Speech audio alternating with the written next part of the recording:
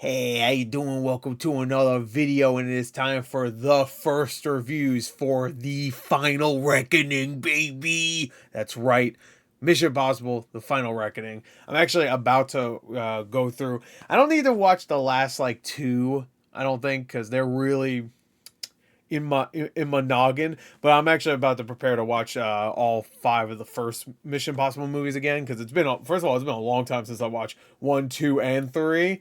Ghost Protocol I actually saw a few times, so don't really need to watch that one again, but I want to. That's the thing. That's the thing. Eh? And then 5 I really want to watch again.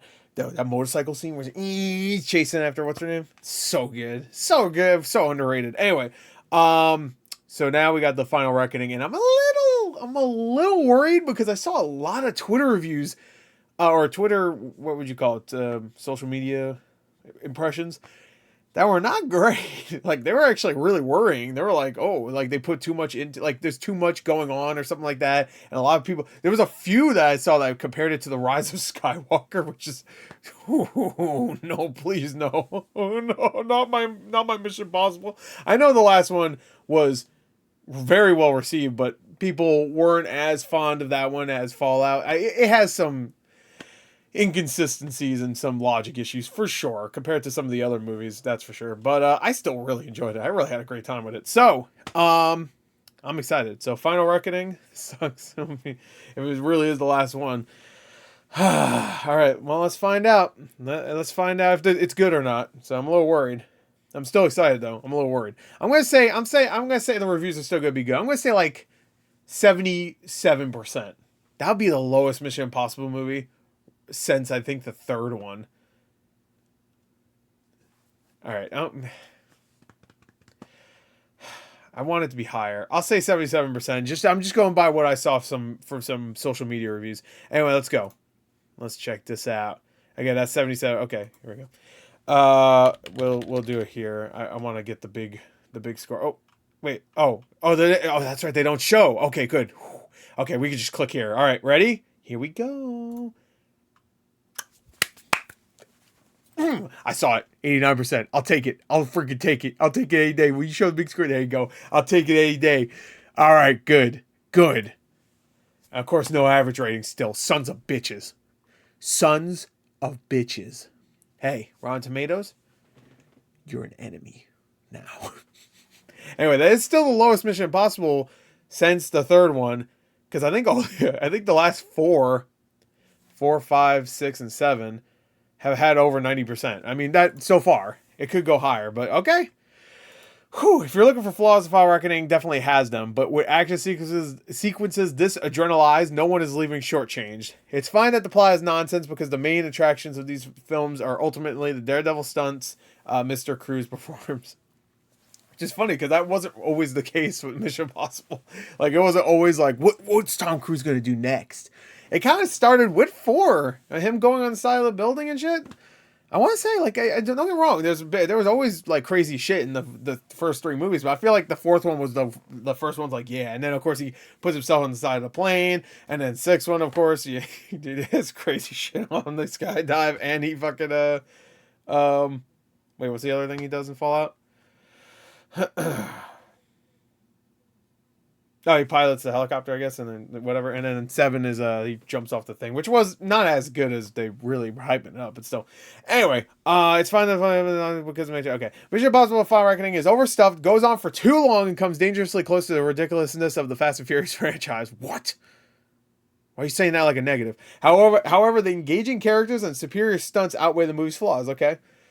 Positive reviews, but seems a little, it is hard to think of any action blockbuster in recent memory that feels as daring as The Final Reckoning, completely accepting itself to be huge, fun, silly, and emotionally rewarding.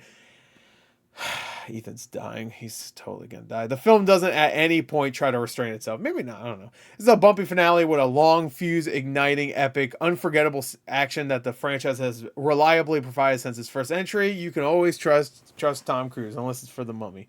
The Reckoning is an emotional, riveting, and perfect Mission Impossible finale that feels the most visceral of them all. Okay? Everybody's saying it's emotional, so that means like some of his crew is dying, or it's just gonna be like a send off. A send off could be sad too. Like, characters don't even need to die, and it still could be sad. You're like, oh, it's the last one. We'll see if Mission Impossible's over. I remember when Mission Impossible 4 came out, and they were really hyping Jeremy Renner to be the one that leads the franchise after that, and then it just didn't work out. He was in the 5th one, and that was it.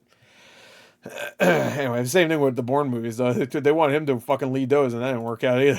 Even though I will say Bourne Legacy is better than fucking Jason Bourne. That movie sucks dick. Anyway, Mission Impossible Final Reckoning is a flawed oversight. Wait, did I read this one? No, it's a flawed. It just had a similar. Yeah, it just. All right, overstuffed. Vain. Fuck. I'm too tired, bro. I'm like half asleep. I don't give a fuck, bro. I don't want to read this anymore. It's good. Just you can leave now. The first review is done. I'm just gonna sleep. Nah, I'm just kidding. I don't know. Monument to radical self-belief, but when Ethan Hunt looks you dead in the eye and says, "I'm the only one who can do this," you believe him. Yeah. Yes. I mean, it's called Mission Impossible, and it's the 8th one. Can't be that. Can't be too impossible. What? Why does it say CR? Am I losing it? CR continue. You are maybe you are. And that's a. Yeah, you are continually reminded by everyone that only Ethan can save the world. The hero worship is amped up as high as possible. This is amazing since Ethan never eats, goes to the bathroom, or sits down. God bless him. What? You want to see him shit? Come on, bro. I think I'm going to assume they just cut that stuff out. He probably does have a little granola bar or something. Mission Impossible: The Final Reckoning, if you choose to accept it, burns away your cynicism with every shot of Cruise grinning into death's abyss and saying, "It's just pain." It doesn't matter. Whatever. An absurd, absolutely thrilling movie. You're in for one of the wilder pieces of modern pop entertainment of the last few years. Okay, damn, bro. If you say so, an undeniably thrilling send-off that may not match the perfection of Rogue Nation or Fallout. Well, someone else loves Rogue Nation like I do. But still delivers a jaw-dropping high-wire act that proves both the durability of the franchise and the unrelenting commitment of its star. A heart-pounding, genre-defining love letter to fans and the legacy of the franchise. Tom Cruise is an absolute force, pushing Ethan Hunt to thrilling new heights only he could dare. Bravo, Mr. Cruise. Bravo.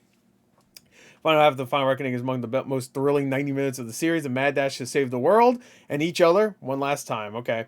That's what I heard from some of the reviews on Twitter, that like the first half is like you don't know where the fuck it's going, but not in a good way. It's just like kind of like it's kind of meandering. And then the last half is fucking awesome. And it's like legendary shit.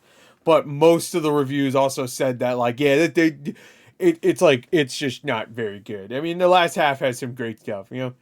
But whatever. Anyway, less of a full stop for the series than a trailing off question mark. Final Reckoning fights against itself and the notion of closing the book or bidding farewell to almost anything. All right, well, that's... I feel like that's it. That's kind of a... Hold on. Less of a full stop for the series than a trailing off question mark. Final Reckoning fights against itself and the notion of closing the book or bidding farewell to almost anything, especially... That's a spoiler, right? I'm not fucking losing it, right?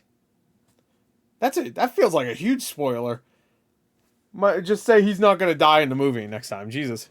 Because he's like, look, it doesn't even want to get rid of Cruise. That's what it's... Whatever. The Final Reckoning... I can't speak right now. Or ever. But right now especially. The Final Reckoning delivers a nail-biting last 30 minutes. Okay. However, everything that precedes these moments is bogged down by unnecessary exposition, overwhelming explanations, and overly dramatic acting. This mission was indeed tough to sit through. Yeah. Okay. Yeah. Oh, what did Grace Randolph think, if she even reviewed it? I know it doesn't have MCU shit all over it, so she probably didn't fucking care. Oh, I can't criticize The Last of Us because it has a gay person in it or something. Didn't she say that recently? Or just women? I think it was that. Like, she said, I don't want to watch The Last of Us Season 2 because I didn't like the game or something. And then she said, it's because there's either there's a gay character or there's women or something, or maybe both. She's like, wow, that sounds like you're an actual movie critic and film and TV critic. Wow. Yeah, you're not just some weirdo blonde idiot on YouTube. No, I'm just kidding. No, I love her. That's a joke.